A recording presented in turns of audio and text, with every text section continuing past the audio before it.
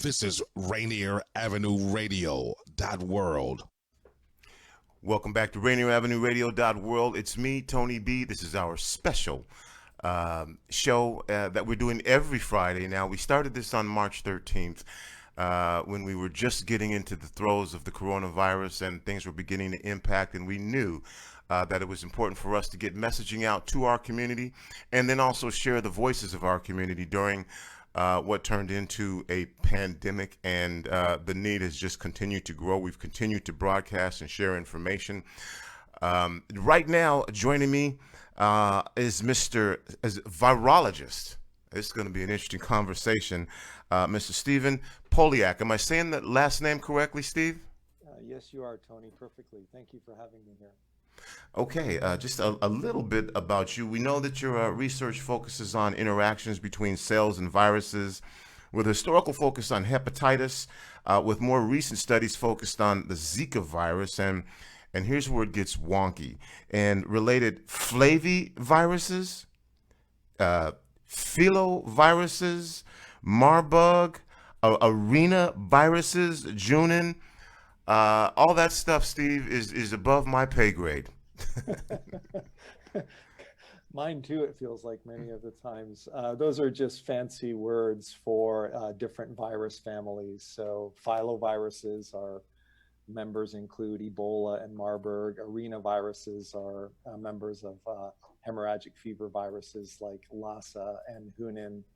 And flaviviruses are that comprise viruses that you've heard of, like Zika and dengue and yellow fever viruses. So those are just fancy names for different flavors of viruses, if you will. All right, and flaviviruses have nothing to do with Flavor Flav. Just no. Well, But actually, flavy, I believe, is a Greek word for yellow, and so yellow fever was kind of the poster child at the turn of the century and back in the 1800s, because it would cause it would damage people's livers and cause jaundice, so the yellowing of the eyes and skin. So that's probably why they're called the flaviviruses. And I am adding a little levity to this, but we are talking about something that's incredibly serious, and the work that you do is extremely important, Mr. Polyak. Let's kind of have if you can, a very basic conversation about this work, about viruses and cells and how the interaction is, and why things end up turning out the way they do when someone gets a virus. Can you just break that down for us a little bit? Sure, I'll try, and feel free to interrupt me if anything isn't clear. So a virus is a very small particle that is much smaller than a cell, and it can infect a cell, and it actually requires a cell. So we're all made up, my skin, your eyes, our hair, they're made up of cells, and our cells comprise our bodies and our tissues. So a virus infects a cell because a virus needs, the cell is like a factory in which the virus makes more copies of itself. So it basically hijacks our cells, takes over the cellular machinery for the sole purpose of making more copies of the virus. And with many viruses, including COVID-19. Okay, Steve, I'm going to stop you for one second there, because Sure. you said takes over. Mhm. How can it just take over? Aren't there Great things question. in the body that are supposed to stop that from happening? Yeah, so we have natural defenses, like our immune systems can prevent against or can stop viruses once they've infected cells. And also within our cells, there is a different type of immune system called the innate immune system, and it can recognize foreign invaders, and not just viruses, but bacteria and other foreigners. And so normally our cells try to mount those responses, but viruses are very clever, and they can get around some of these cellular defenses for the sole purpose of reproducing themselves. Okay, go ahead and finish your explanation. You were telling us that they take over. They take over. They use so they on their own they are not considered a life form because they're kind of like an intracellular parasite. They go in and they use the building blocks that our cells normally use to, for our cells to grow and divide, but they take those over to make more copies of themselves. And once they do that, they then leave the cell to go off and infect other cells. So in some cases, you get infected with one virus, and that can produce hundreds, if not thousands, of baby or sort of offspring viruses that are then can spread to other cells to continue that process. Okay, let's back up a little bit here and talk about how your work has changed, or has it changed with the current pandemic of COVID-19? Yeah, it's changed tremendously. Suddenly what I'm doing has become relevant, and for the past year and a half, we've been working on these, as you mentioned in your introduction, the filoviruses that include Ebola and Marburg, and arenaviruses that include Lassa virus and Hunan virus. And we've been focusing on taking drugs that are already approved for other clinical uses. So these drugs were made not to suppress viruses, but it turns out that a lot of existing drugs can block this process of viruses getting into cells. So that's what I've been working on, and we are actively working on trying to find approved drugs that inhibit this virus. And there are many others in this working in this field. So one of the questions folks have is they say, well, this could take 18 months, could take a couple years. Can you explain to us what the process is and why it takes the amount of time that it takes to find these things, whether it be a vaccine or a cure or whatever it is? Yeah, so vaccines, and you've probably heard about antibodies that there's antibody testing happening now in various places in the country, including in Seattle. Vaccines typically take time because you have to determine what the genetic material of the virus is, so that you need to know that information so that you can make a vaccine. And then you have to develop the vaccine, and then you have to test it in people, and you have to prove that it reduces infection. So that's why it takes so long. The potential with approved drugs, assuming that we can maintain the funding with this, is that approved drugs allow us in the future to develop, because these drugs are already approved, we could have them ready for the next virus outbreak. You're listening to Rainier Avenue Radio.world. It's me, your host, Tony B. My guest joining me is Steve Polyak, who is a University of Washington virologist. We're having a conversation that I'm trying to hang in there with you, Steve, and you're doing a great job of breaking this down and explaining it to me. And I do appreciate that. So can you kind of share with us the difference between COVID-19? At one point, we heard it was just like a flu. Then we hear a connection to SARS, MERS, and then, of course, it comes up the Spanish flu. What is it that is unique about COVID-19? And then again, are there similarities between these other viruses? Fantastic question. Wow, this is fantastic. So there are many different types of viruses. There's over 5,000 viruses that are known. And each virus, like influenza, the flu is called influenza. It's got its own virus family. CoV-2 and SARS and MERS are a different virus family called the coronaviruses. We've all heard coronavirus. And so they're a completely different type of virus.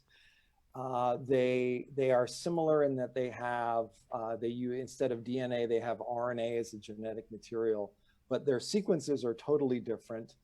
But the key commonality between all viruses is that they require a cell to infect and reproduce, and basically to continue living, they have to get into a cell and they have to reproduce. So and the similarity between coronaviruses and influenza viruses is that they cause respiratory infections. And that means that you get it into your lungs, they infect your lung cells, and you get a cough and you get congestion. But the Spanish flu was back in 1918. That was a particularly deadly form of influenza, and that was different from other flu viruses, and it could cause disease. And so the reason why the new COVID-2 is causing disease is because, first of all, it's never been seen in the human population before. And even though it's related to SARS and MERS, it's a different virus, but it's within the same virus family. It's kind of like a cousin of SARS and MERS, whereas influenza would be like a completely different person that you're not even related to. Mm-hmm. And again, if you can answer this question, and one of the things that we've heard is this came from bats or something like that, or whatever, and was transferred. How did that happen? Is this something that can happen at any time? Is there some sort of immune system between animals and humans that prevents this from happening? How did this happen all of a sudden? Because bats have been around, people have been around, but suddenly now we're hearing about something that may have come from bats that was transferred to humans, and it's given us what we have today. Yeah, great question. So bats are, I'm actually teaching an undergraduate class in global health this quarter, and we were actually talking about this week in class. And so bats are really interesting. First of all, there are hundreds of millions, if not billions of bats. So that's one thing to remember. Second thing is that bats have a kind of a special immune system in that they actually carry a lot of viruses. Bats are also thought to carry Ebola virus and other viruses that can cause fatal hemorrhagic fevers. And some people, the scientists, think that the reason bats carry so many viruses, first of all, because there's so many, their immune systems respond to all these viruses, but they don't overreact like the diseases that we're seeing with COVID-19 is we think that our bodies are overreacting, and that's why people are getting really sick. The third thing with bats is that they have a very high metabolism, and they live a long time, and they fly a huge distances. So those kind of four factors we think contribute to why they harbor so many viruses. And the way it gets to humans, the current theory is that I think with this coronavirus, there was this sort of the animal called a pangolin, which is kind of like a scaly armadillo. It's about this big. If you see pictures online, they're actually kind of cute. Somehow, and so the bats feed on fruit that the pangolin might get, and in a live animal market, like Wuhan, someone goes and butchers that animal for human consumption. They then get exposed to the virus. Wow. And that's very similar. I'll stop there because it's a similar mechanism is at play, believed to be at play for Ebola infections. You're listening to Rainier Avenue Radio.world, our special coverage of the coronavirus and the impact on South Seattle and surrounding communities. My guest is University of Washington virologist Steve Polyak. And you may not have the answer to this question. I'm going to ask you. If you do, you do. If you don't, you don't. Is there a way to tell if this is something with the work that you do that was man-made? That's something that keeps coming up, or speculation, or is this myth, or is it a conspiracy theory, or is there a way to tell if this is something that did come from an animal, or can you tell if this was something that was made in a laboratory? Yeah, I'm aware of those alternative ideas of the origin of this virus, and the peer-reviewed studies that I have seen show that it is not man-made. It is not made in a laboratory, And those are, as best as I can tell, that it was a spillover from an animal reservoir into the human population. Okay, now we're starting to hear about these things called antibodies. Correct. Let's talk about antibodies. Who has them? How do you get them? And how do they work? And will they protect us against COVID-19? Yeah, great question. So when we get infected by a virus, everybody's heard about your immune system. So part of your immune system, which is your body's defense against foreign things like bacteria and viruses, you have types of cells in your body and in your blood called B cells. B cells make antibodies, and antibodies are actually proteins that recognize the virus. They bind to the virus and they prevent it from infecting cells.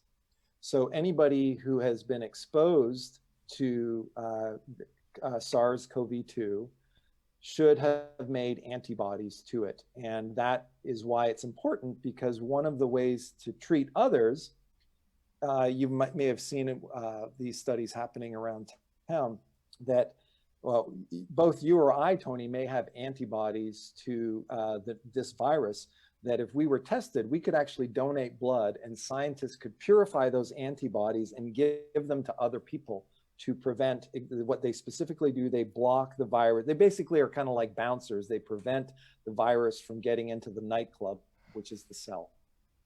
All right. And in order to have these antibodies, you have to have been exposed to the virus. Correct. The other way to make antibodies is when you get vaccinated. So when you say go get your flu vaccine, your body recognizes the vaccine as foreign, and it's the whole part of your immune system is to recognize foreign things and make antibodies against the in this case the vaccine. So if you get it vaccinated, you will also produce antibodies against the virus. Dr. Polyak, I'm going to exclude folks with weakened or immune systems that are compromised. But let's talk about folks who are not part of that category. Can you explain to us why some folks are asymptomatic? They may have it and have no symptoms at all. And then other folks, they may be young and they may be healthy, but it begins to impact them. And we've already seen that, yes, if you are young, yes, you can get this as well. How does that work? So part of it is it's about how much virus you get exposed to. Mm-hmm. So if you only get exposed to a little bit, then usually your body could deal with it. But if you're exposed to a higher level, like if you're a healthcare worker working with someone who's very sick, you risk getting a very high level exposure. So it's kind of like, it's like if I have one beer, I'm okay. But if I have 5 beers, I can get really sick. So that's an example. So that's based on how much virus you get. Uh-huh. The other possibility is that everybody's different, everybody's unique, and everybody's immune system works a little differently. And so say your immune system might be a little bit stronger and more fit than mine. So it could actually shut down the virus better than my immune system could. And certainly for people who, as you alluded to, who are immunocompromised, then their ability to fight the infection is already reduced compared to people like you or me. Is there anything that you can do to boost your immune system? I know there's a lot of things out there now that folks are saying, strengthen your immune system, do this, take this. Is there really anything that a person who has a compromised immune system or wants to build up their immune system can really do to help them combat this virus in case it infects the body? Yeah, so I give you my response. I will point out that I have a PhD, but I'm not a medical doctor, so this is my opinion. So please take that in consideration. I think having a healthy diet could help your immune system. I think regular exercise can help. I also think just good hygiene practices. This washing your hands is the age-old my grandmother told her grandmother, or her grandmother, my grandmother's grandmother, were saying to wash your hands. So that's one of the best things that you can do. There are a lot that, the supplement industry is alive and well in this country. A lot of the claims of supplements haven't been validated in proper clinical studies. So I think when you take a supplement, I think you need to be very careful about that. And so I would say just a healthy diet and exercise would help. But viruses are pretty clever, so you'd like to think you're fit, but as we can see, a little microscopic particle has taken down global economies. Steve, are you, of course, no one wanted this to happen. With the information that you have and the knowledge that you have about viruses, are we constantly just always potentially one step away from a global pandemic?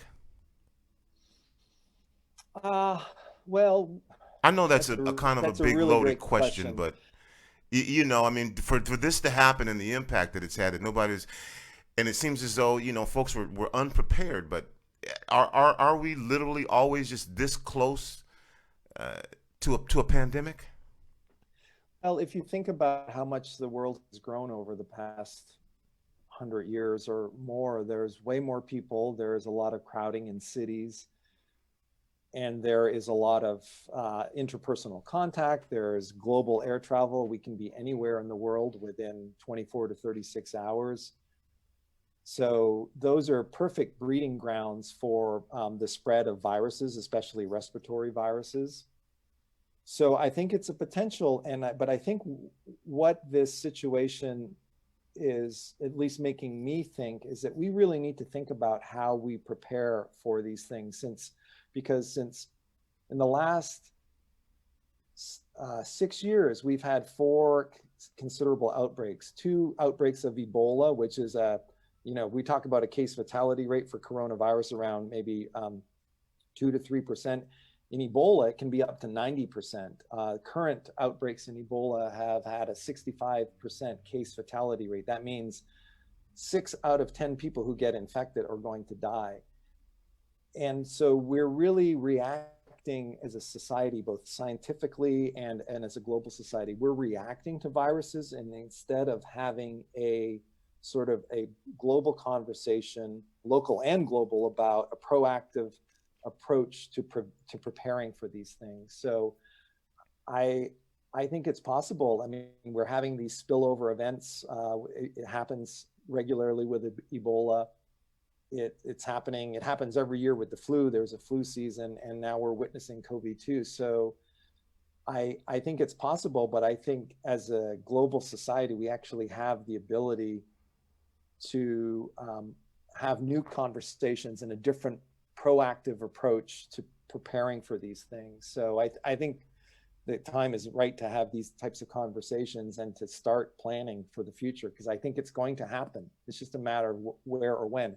And I don't say this to you or to your listeners to be, I don't mean to make people scared, but I think it's a possibility, because we see it time and time again, and we're still reacting the same way. You're listening to Rainier Avenue Radio .world. My guest is University of Washington virologist Steve Polyak. I got about 30. This has just been a great conversation too. I appreciate you explaining all this information to us in a way that we can understand, especially the bouncer analogy. That makes a lot of sense. I got about 30 seconds here. If there are final words that you would like to say to our audience. I would. Well, first of all, Tony, I'd really thank you and your listeners for tuning in and inviting me here and giving this opportunity. And I'm honored to be on the show. I would encourage people to follow the guidelines, to listen to the scientists, not just me, but there's a lot smarter people out there than me, like Dr. Fauci. And I think we will get through this as a community. I think that we have to continue the social distancing, and it will be phased in. My heart goes out to the people whose jobs depend on the industries that are now closed. I can't imagine what that's like. And it is my hope that we make it as a society right for those people who have had job losses and pay losses. But I do think as a society, we will get through this. There will be a vaccine. There will be antibodies available to people. And it's my hope that everybody, like Global Health, I'm part of the Department of Global Health as well as laboratory medicine at UW. Part of the Global Health slogan is health for all. And I'm a firm believer in that. And I hope that we can, as a society, strive towards that. You're listening to Rainier Avenue Radio.world. It's me, Tony B. My guest again, University of Washington virologist Steve Polyak. Steve, thanks for joining us. My distinct pleasure. Thank you, and best wishes to you. We'll be back with more right after this. You know you can't get enough of Rainier Avenue Radio.world. Thank you, Tony.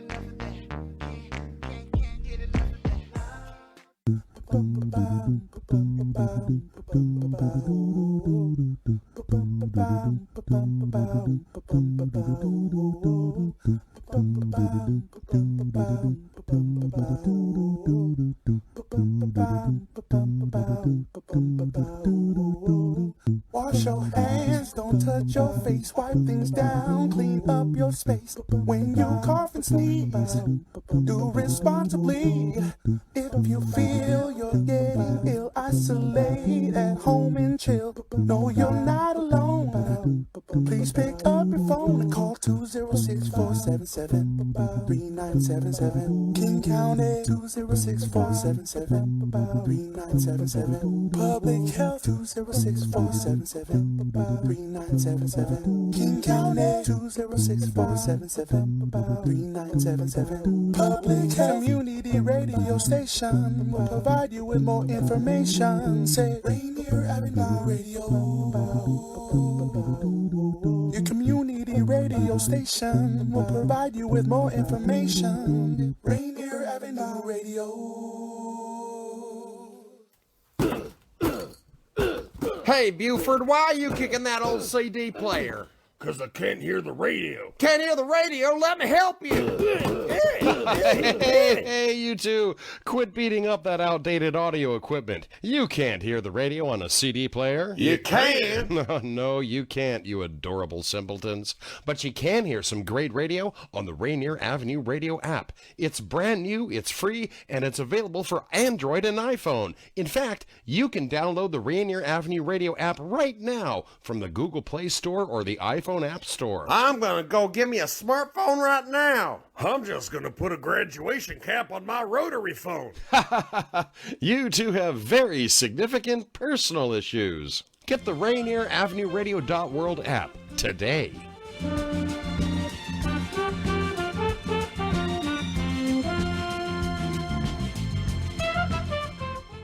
This is your Rainier Avenue Radio.world community update on free online exercise classes. The YMCA of Pierce and Kitsap counties has launched more than 60 free online exercise classes and youth programs to support the health and well-being of the community. Classes include boot camp, yoga, weightlifting, boxing, tai chi, and more. Find classes at ymca360.org. No membership is needed to access these classes at ymca360.org. What up, y'all? DJ Dirty Harry hanging out with my guys at Rainier Avenue Radio.world. Check them out.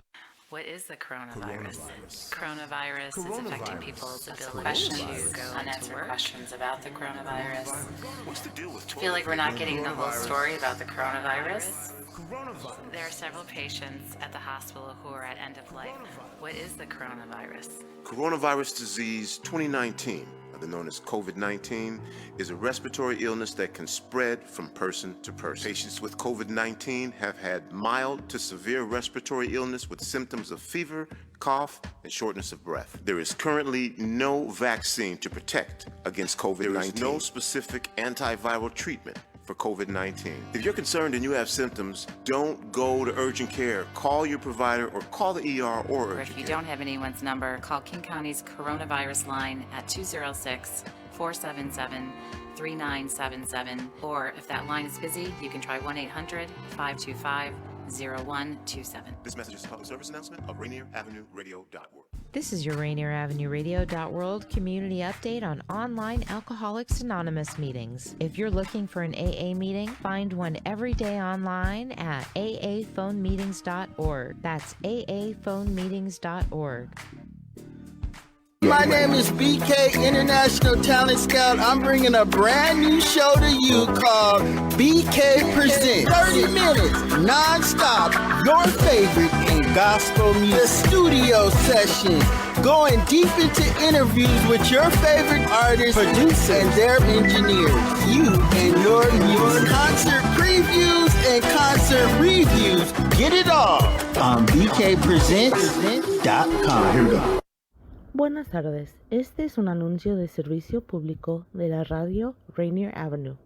Comenzando el lunes 16 de marzo, estas escuelas proveerán almuerzo gratuito para todos los estudiantes de las escuelas públicas de Seattle, de lunes a viernes, 11 a.m. a la 1 p.m. Dunlap Elementary School, Emerson Elementary School, Franklin High School, Aki Kurosi Middle School, Mercer Middle School, Rainier Beach High School, Rainier View Elementary School, Rising Star at African American Academy. Este fue un anuncio de servicio público de la radio Rainier Avenue en el interés del público. Para más información, visita rainieravenue.world o seattleschools.org y haga clic en la opción de traducir la página al español. Gracias y que todos tengan un buen día. You are listening to Rainier Avenue Radio.world. Don't forget to log on www.rainieravenue Radio.world.